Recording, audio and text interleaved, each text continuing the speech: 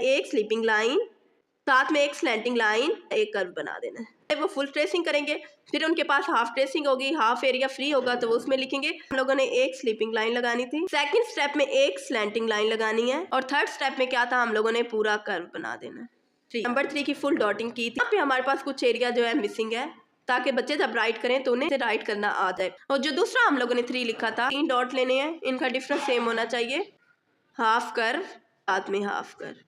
सबसे पहले एक स्लीपिंग लाइन बिल्कुल इसके साथ थे, एक स्लैंटिंग लाइन, और नीचे हम लोगों ने क्या करना है, एक कर्व लगा देना है। अगर आप फर्स्ट टाइम में बच्चों को कहें कि आप 3 राइट करें तो वो कभी भी नहीं राइट करेंगे। पहले उनको ट्रेसिंग सिखाएं, फिर उसमें से कुछ एरिया मिसिंग करें, फिर उसके बाद आप उनको फ्री हैंड राइट पे सिखाएं। तो फिर धज्जी का जीम लिखना सिखाएं, तो उसकी भी शेप कुछ ऐसी होगी। बेटा एक स्लीपिंग लाइन लगाएं, एक स्लैंटिंग लाइन लगाएं, ये हमें 7 नजर आ रहा है और 3 की ऊपर वाली शेप नजर आ रही है। साथ में क्या